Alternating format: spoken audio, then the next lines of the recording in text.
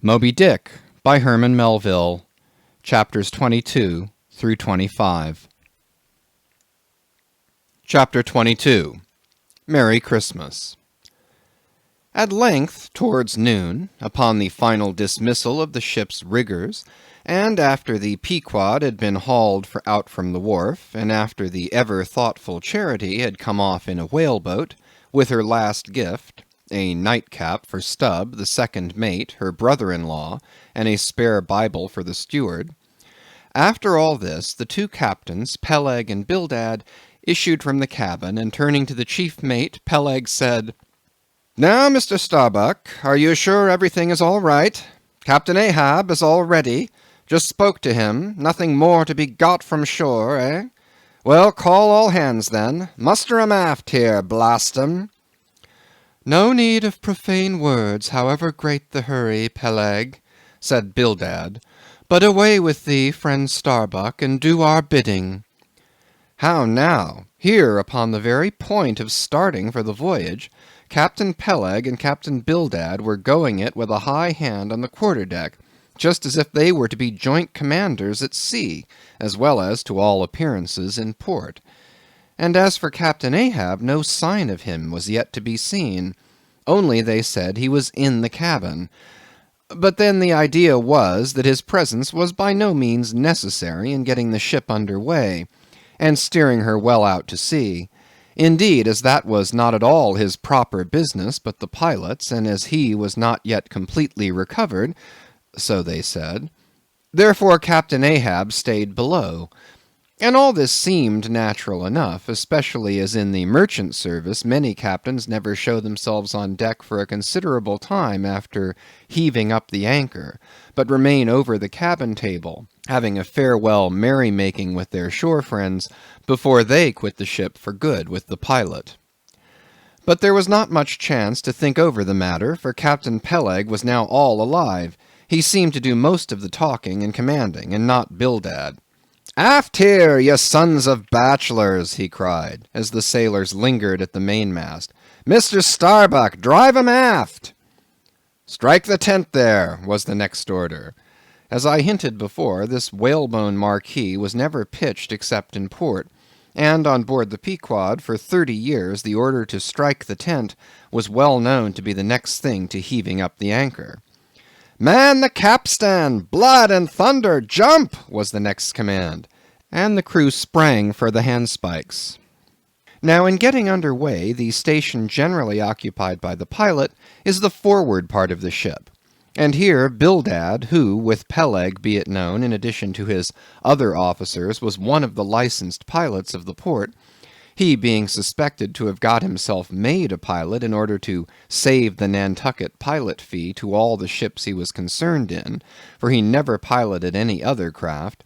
Bildad, I say, might now be seen actively engaged in looking over the bows for the approaching anchor, and at intervals singing what seemed a dismal stave of psalmody to cheer the hands at the windlass, who roared forth some sort of chorus about the girls in Booble Alley, with a hearty good will. Nevertheless, not 3 days previous, Bildad had told them that no profane songs would be allowed on board the Pequod, particularly in getting under way, and Charity, his sister, had placed a small, choice copy of Watts in each seaman's berth. Meantime, overseeing the other part of the ship, Captain Peleg ripped and swore astern in the most frightful manner. I almost thought he would sink the ship before the anchor could be got up. Involuntarily I paused on my handspike and told Queequeg to do the same, thinking of the perils we both ran in starting on the voyage with such a devil for a pilot. I was comforting myself, however, with the thought that in pious Bildad might be found some salvation, spite of his 777th lay, when I felt a sudden sharp poke in my rear, and turning round was horrified at the apparition of Captain Peleg in the act of withdrawing his leg from my immediate vicinity. That was my first kick. "Is that the way they heave in the merchant service?" he roared. "Spring, thou sheephead, spring, and break thy backbone. Why don't you spring, I say, all of ye? Spring! Quohog! Spring, thou chap with the red whiskers! Spring there, Scotch cap! Spring, thou green pants! Spring, I say, all of ye, and spring your eyes out!" And so saying, he moved along the windlass, here and there using his leg very freely, while imperturbable Bildad kept leading off with his psalmody. Thinks I, Captain Peleg must have been drinking something to-day. At last the anchor was up, the sails were set, and off we glided. It was a short, cold Christmas, and as the short northern day merged into night, we found ourselves almost broad upon the wintry ocean, whose freezing spray cased us in ice as in polished armor. The long rows of teeth on the bulwarks glistened in the moonlight, and like the white ivory tusks of some huge elephant, vast curving icicles depended from the bows. Lank Bildad, as pilot, headed the first watch, and ever and anon, as the old craft deep-dived into the green seas, and sent the shivering frost all over her, and the winds howled, and the cordage rang, his steady notes were heard. "Sweet fields beyond the swelling flood stand dressed in living green, so to the Jews old Canaan stood, while Jordan rolled between." Never did those sweet words sound more sweetly to me than then. They were full of hope and fruition. Spite of this frigid winter night in the boisterous Atlantic, spite of my wet feet and wetter jacket, there was yet, it then seemed to me, many a pleasant haven in store, and meads and glades so eternally vernal that the grass shot up by the spring, untrodden, unwilted, remains at midsummer. At last we gained such an offing that the two pilots were needed no longer. The stout sailboat that had accompanied us began ranging alongside. It was curious and not unpleasing how Peleg and Bildad were affected at this juncture, especially Captain Bildad. For loath to depart yet, very loath to leave for good a ship bound on so long and perilous a voyage, beyond both stormy capes, a ship in which some thousands of his hard-earned dollars were invested, a ship in which an old shipmate sailed as captain, a man almost as old as he, once more starting to encounter all the terrors of the pitiless jaw, loath to say good-bye to a thing so every way brimful of every interest to him, poor old Bildad lingered long, paced the deck with anxious strides, ran down into the cabin to speak another farewell word there, again came on deck, and looked to windward, looked towards the wide and endless waters, only bounded by the far-off, unseen eastern continents, looked toward the land, looked aloft, looked right and left, looked everywhere and nowhere, and at last, mechanically coiling a rope upon its pin, convulsively grasped stout Peleg by the hand, and holding up a lantern, for the moment stood gazing heroically in his face, as much to say, "Nevertheless, friend Peleg, I can stand it. Yes, I can." As for Peleg himself, he took it more like a philosopher. But for all his philosophy, there was a tear twinkling in his eye when the lantern came too near. And he too did not a little run from cabin to deck, now a word below, now a word with Starbuck, the chief mate. But at last he turned to his comrade with a final sort of look about him. "Captain Bildad! Come, old shipmate, we must go. Back the main-yard there. Boat ahoy! Stand by to come close alongside now. Careful, careful. Come, Bildad, boy, say your last. Luck to ye, Starbuck. Luck to ye, Mr. Stubb. Luck to ye, Mr. Flask. Good-bye and good luck to ye all. And this day 3 years I'll have a hot supper smoking for ye in old Nantucket. Hurrah and away!" "God bless ye, and have ye in his holy keeping, men," murmured old Bildad almost incoherently. "I hope you'll have fine weather now, so that Captain Ahab may soon be moving among ye. A pleasant sun is all he needs, and you'll have plenty of them in the tropic voyage ye go.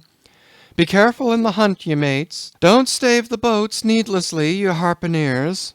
Good white cedar plank is raised full 3% within the year. Don't forget your prayers either. Mr. Starbuck, mind that cooper don't waste the spare staves. Oh, the sail needles are in the green locker. Don't whale it too much on the Lord's days, men. But don't miss a fair chance either, that's rejecting heaven's good gifts. Have an eye to the molasses tierce, Mr. Stubb. It was a little leaky, I thought. If ye touch at the islands, Mr. Flask, beware of fornication. Good-bye, good-bye. Don't keep that cheese too long down in the hold, Mr. Starbuck, it'll spoil. Be careful with the butter, 20 cents the pound it was, and mind ye if... Come, come, Captain Bildad, stop palavering, away! And with that, Peleg hurried him over the side, and both dropped into the boat. Ship and boat diverged, the cold, damp night breeze blew between, a screaming gull flew overhead, the two hulls wildly rolled, we gave 3 heavy-hearted cheers, and blindly plunged, like fate, into the lone Atlantic. Chapter 23. The Lee Shore. Some chapters back, one Bulkington was spoken of, a tall, new-landed mariner encountered in New Bedford at the inn. When on that shivering winter's night the Pequod thrust her vindictive bows into the cold, malicious waves, who should I see standing at her helm but Bulkington? I looked with sympathetic awe and fearfulness upon the man, who in midwinter just landed from a 4 years' dangerous voyage, could so unrestingly push off again for still another tempestuous term. The land seemed scorching to his feet. Wonderfulest things are ever the unmentionable. Deep memories yield no epitaphs. This 6-inch chapter is the stoneless grave of Bulkington. Let me only say that it fared with him as with the storm-tossed ship that miserably drives along the lured land. The port would fain give succor.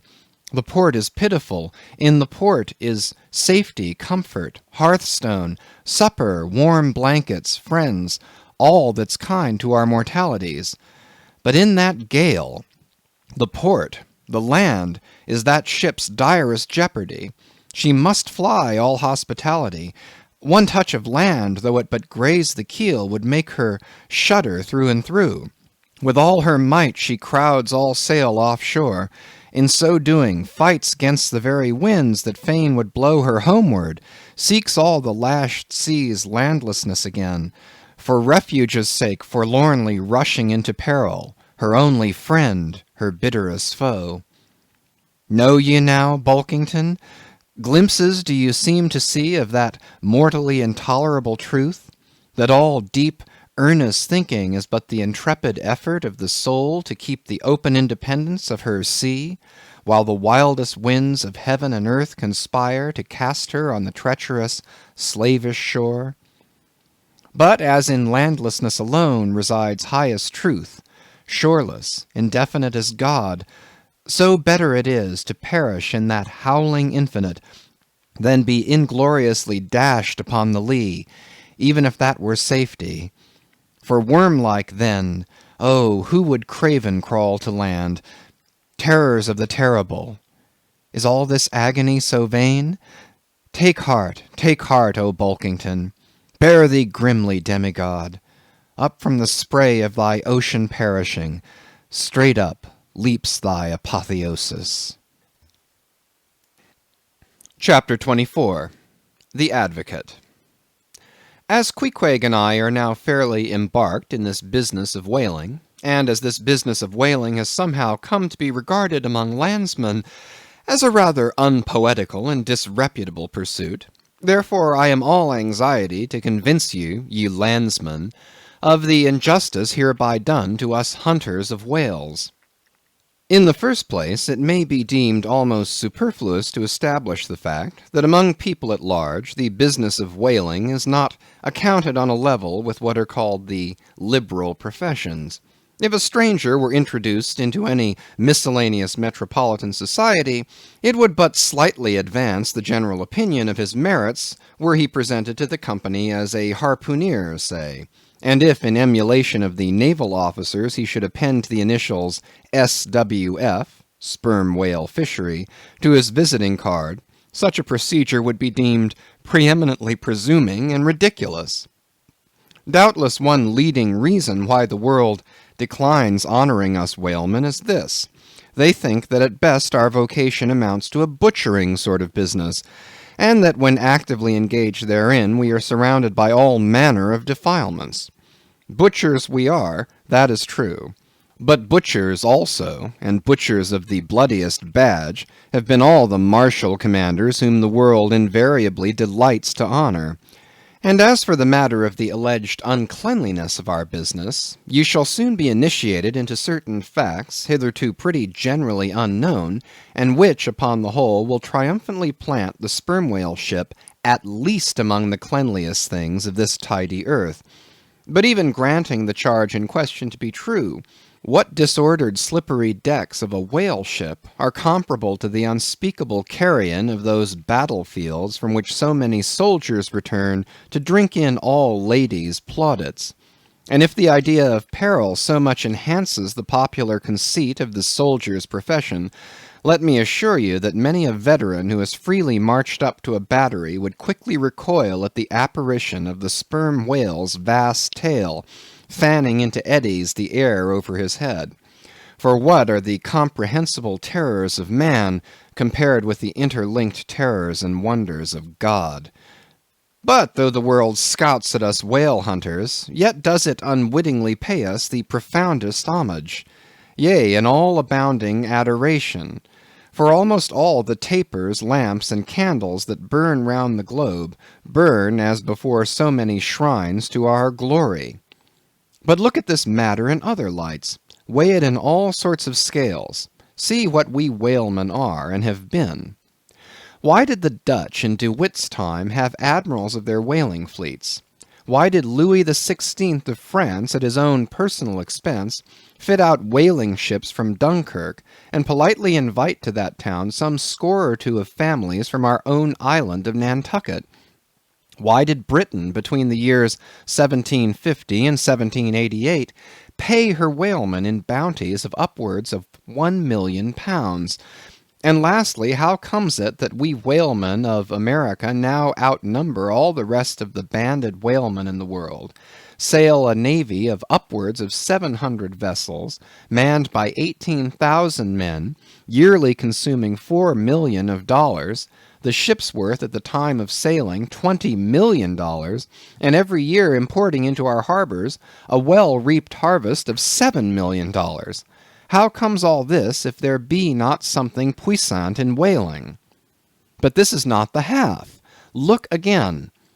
I freely assert that the cosmopolite philosopher cannot, for his life, point out one single peaceful influence which within the last 60 years has operated more potentially upon the whole broad world, taken in one aggregate, than the high and mighty business of whaling. One way and another it has begotten events so remarkable in themselves, and so continuously momentous in their sequential issues, that whaling may well be regarded as that Egyptian mother who bore offspring themselves pregnant from her womb. It would be a hopeless, endless task to catalogue all these things. Let a handful suffice. For many years past the whale ship has been the pioneer in ferreting out the remotest and least known parts of the earth. She has explored seas and archipelagos which had no chart, where no Cook or Vancouver had ever sailed.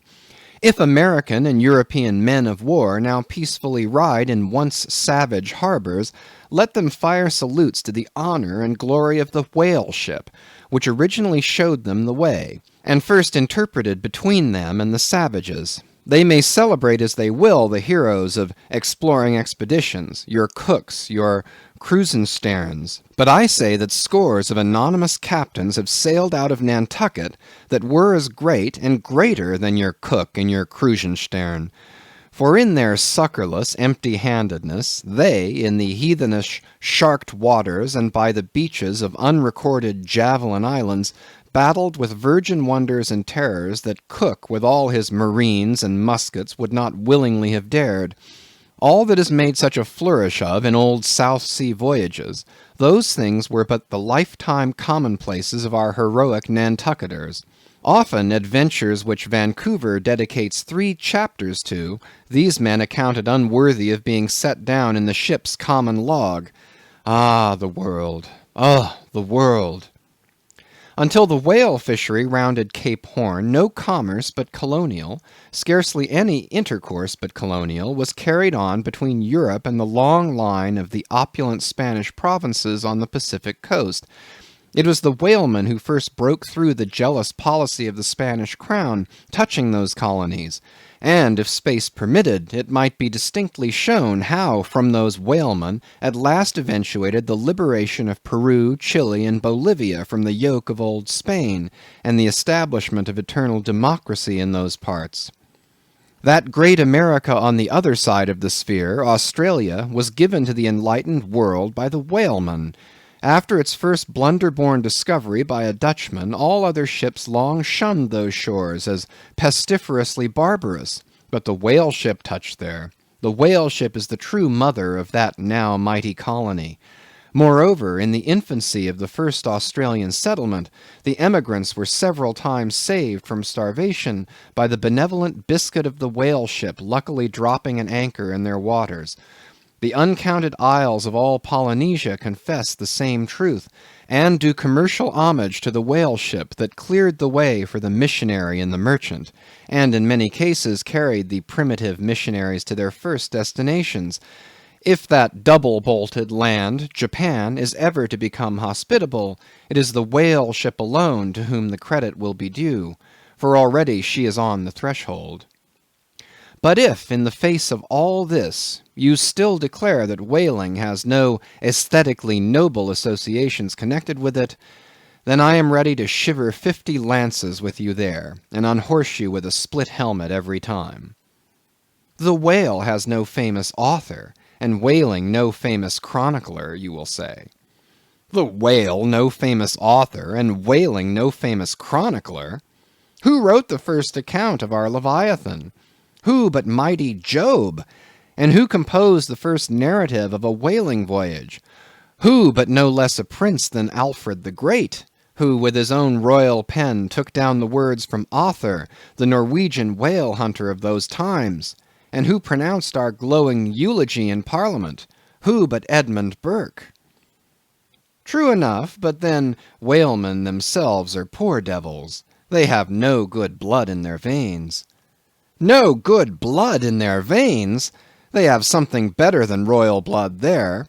The grandmother of Benjamin Franklin was Mary Morrell, afterwards by marriage Mary Folger, one of the old settlers of Nantucket, and the ancestress to a long line of Folgers and harpooneers, all kith and kin to the noble Benjamin, to this day darting the barbed iron from one side of the world to the other. Good again, but then all confess that somehow whaling is not respectable. Whaling not respectable? Whaling is imperial. By the old English statutory law, the whale is declared a royal fish. Oh, that's only nominal. The whale himself has never figured in any grand, imposing way. The whale never figured in any grand, imposing way? In one of the mighty triumphs given to a Roman general upon his entering the world's capital, the bones of a whale, brought all the way from the Syrian coast, were the most conspicuous object in the symboled procession. Footnote. See subsequent chapters for something more on this head. End of footnote. Grant it, since you cite it, but say what you will, there is no real dignity in whaling. No dignity in whaling! The dignity of our calling the very heavens attest.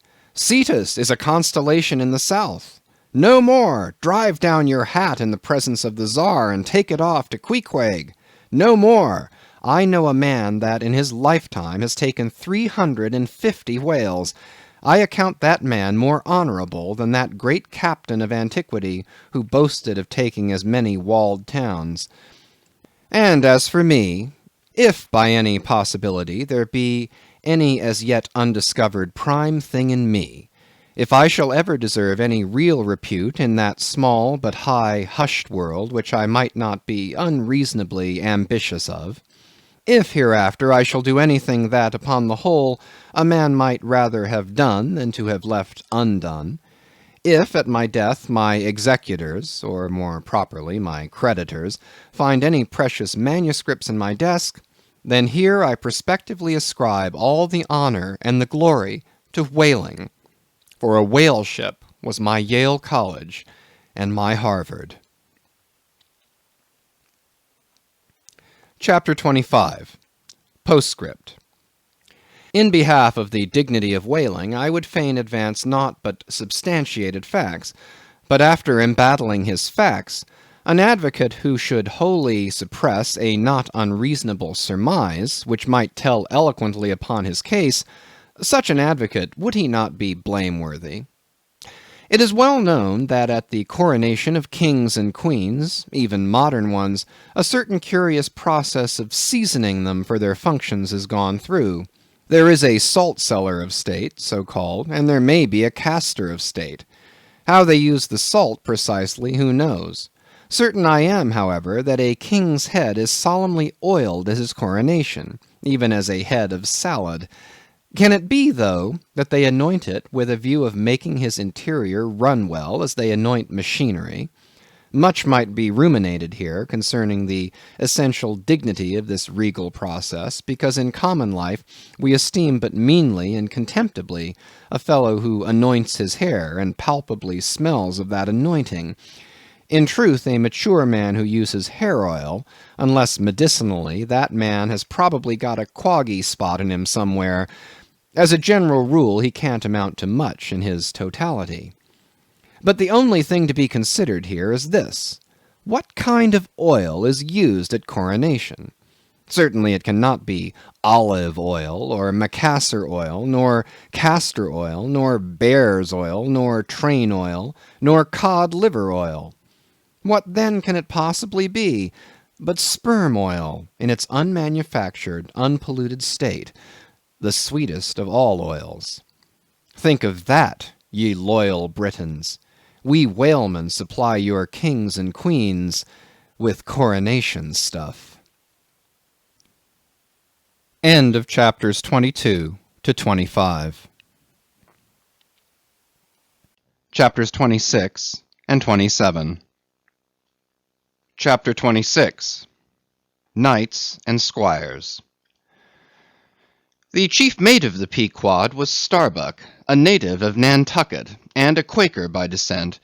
He was a long, earnest man, and though born on an icy coast, seemed well adapted to endure the hot latitudes, his flesh being hard as twice-baked biscuit. Transported to the Indies, his live blood would not spoil like bottled ale. He must have been born in some time of general drought and famine, or upon one of those fast days for which his state is famous.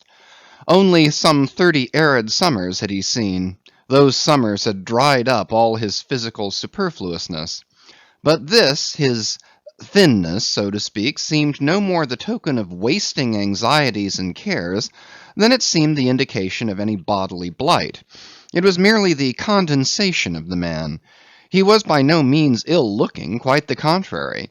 His pure, tight skin was an excellent fit, and closely wrapped up in it, and embalmed with inner health and strength like a revivified Egyptian, this Starbuck seemed prepared to endure for long ages to come, and to endure always as now, for be it polar snow or torrid sun, like a patent chronometer, his interior vitality was warranted to do well in all climates. Looking into his eyes, you seemed to see there the yet lingering images of those thousandfold perils he had calmly confronted through life.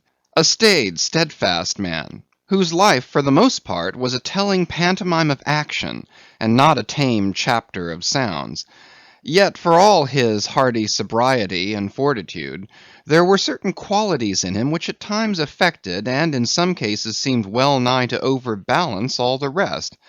Uncommonly conscientious for a seaman, and endued with a deep natural reverence, the wild watery loneliness of his life did therefore strongly incline him to superstition, but to that sort of superstition which in some organizations seems rather to spring somehow from intelligence than from ignorance. Outward portents and inward presentiments were his, And if at times these things bent the welded iron of his soul, so much more did his far-away domestic memories of his young Cape wife and child tend to bend him still more from the original ruggedness of his nature, and open him still further to those latent influences which, in some honest-hearted men, restrain the gush of dare-devil daring so often evinced by others in the more perilous vicissitudes of the fisheries.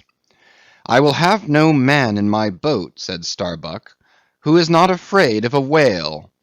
By this he seemed to mean, not only that the most reliable and useful courage was that which arises from the fair estimation of the encountered peril, but that an utterly fearless man is a far more dangerous comrade than a coward. "Aye, aye," said Stubb, the second mate, "Starbuck there is as careful a man as you'll find anywhere in this fishery. But we shall ere long see what that word careful precisely means when used by a man like Stubb, or almost any other whale hunter. Starbuck was no crusader after perils. In him courage was not a sentiment, but a thing simply useful to him, and always at hand upon all mortally practical occasions.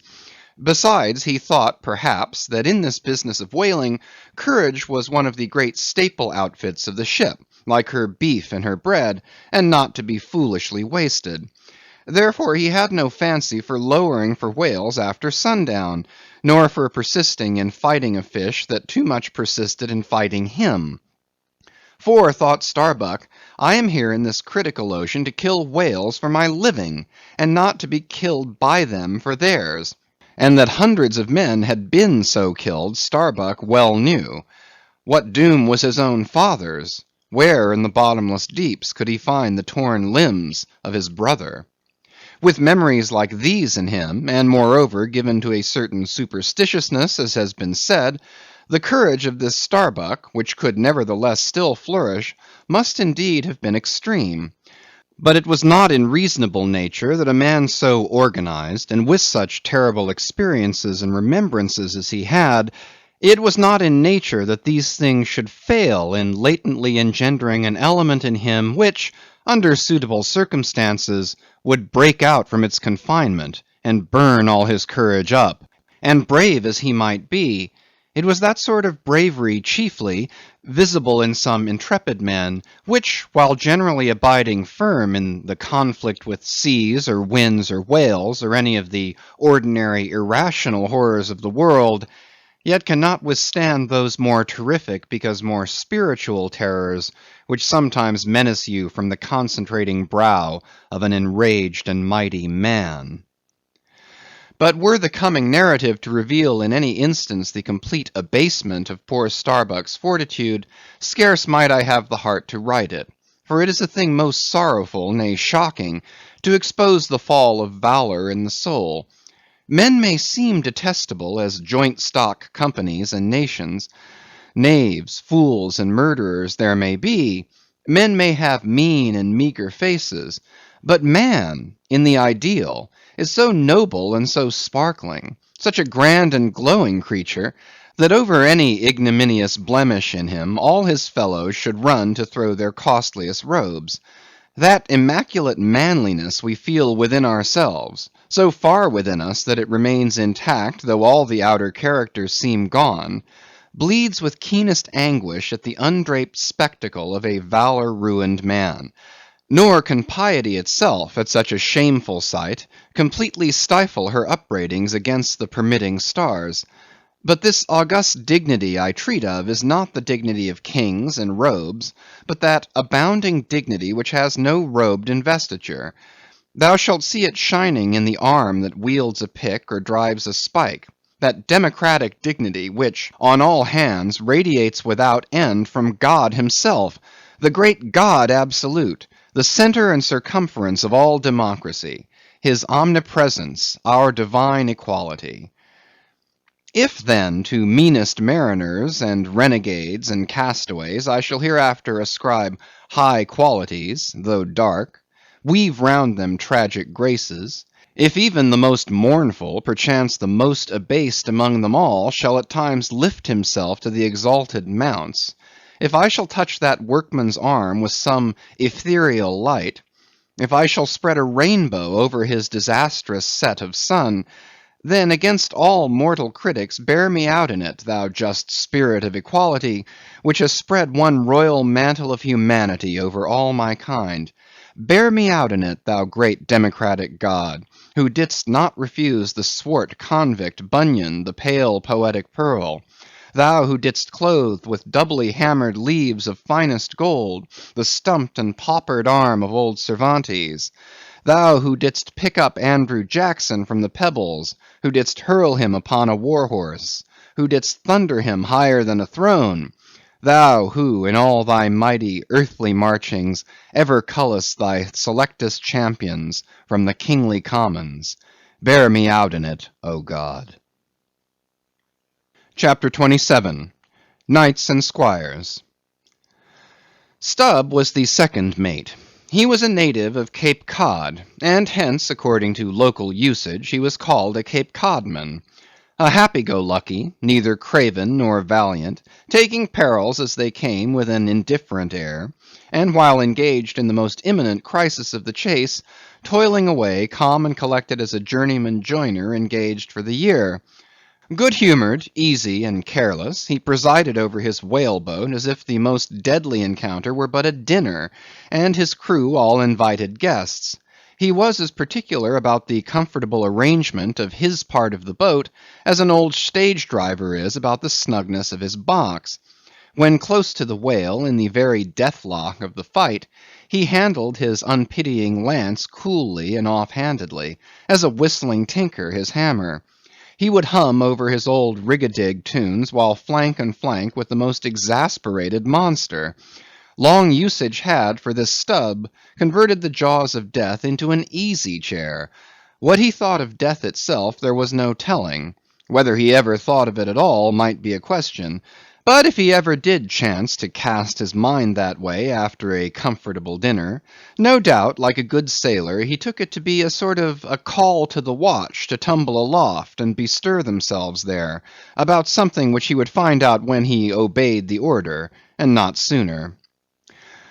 What, perhaps, with other things, made Stubb such an easy-going, unfearing man, so cheerfully trudging off with the burden of life in a world full of grave peddlers, all bowed to the ground with their packs, what helped to bring about that almost impious good humour of his, that thing must have been his pipe. For like his nose, his short black little pipe was one of the regular features of his face. You would almost as soon have expected him to turn out of his bunk without his nose as without his pipe. He kept a whole row of pipes there ready loaded, stuck in a rack, within easy reach of his hand, and whenever he turned in, he smoked them all out in succession, lighting one from another to the end of the chapter, then loading them again to be in readiness anew. For when Stubb dressed, instead of first putting his legs into his trousers, he put his pipe into his mouth.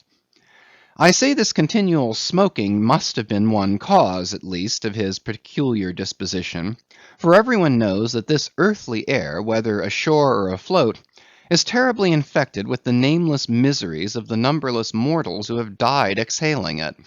And as in a time of cholera some people go about with camphorated handkerchiefs to their mouths, so likewise against all mortal tribulations, Stubb's tobacco smoke might have operated as a sort of disinfecting agent. The third mate was Flask, a native of Tisbury in Martha's Vineyard. A short, stout, ruddy young fellow, very pugnacious concerning whales, who somehow seemed to think that the great leviathans had personally and hereditarily affronted him, and therefore it was a sort of point of honour with him to destroy them whenever encountered.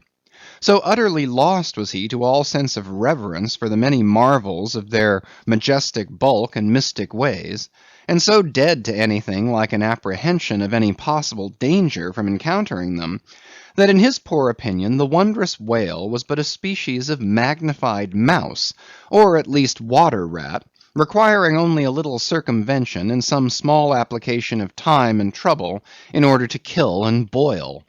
This ignorant, unconscious fearlessness of his made him a little waggish in the matter of whales. He followed these fish for the fun of it, and a 3 years' voyage round Cape Horn was only a jolly joke that lasted that length of time. As a carpenter's nails are divided into wrought nails and cut nails, so mankind may be similarly divided.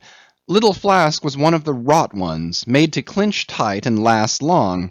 They called him King Post on board the Pequod, because in form he could be well likened to the short square timber known by that name in Arctic whalers, and which by the means of many radiating side timbers inserted into it, serves to brace the ship against the icy concussions of those battering seas.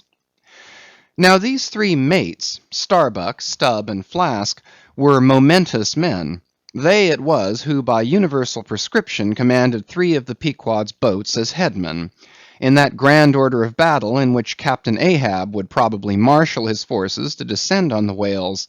These three headsmen were as captains of companies, or, being armed with their long, keen whaling spears, they were as a picked trio of lancers, even as the harpooneers were flingers of javelins.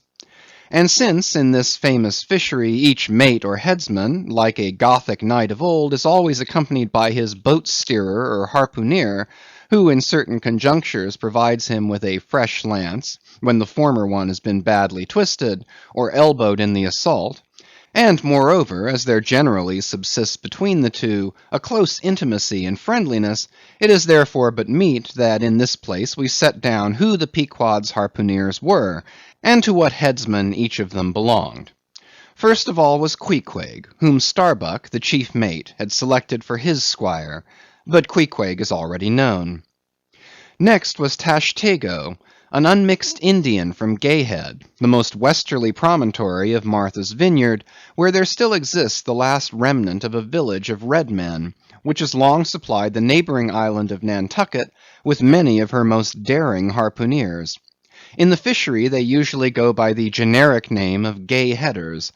Tashtego's long, lean, sable hair, his high cheekbones and black rounding eyes, for an Indian oriental in their largeness, but Antarctic in their glittering expression, all this sufficiently proclaimed him an inheritor of the unvitiated blood of those proud warrior hunters, who in quest of the great New England moose had scoured, bow in hand, the aboriginal forests of the Main.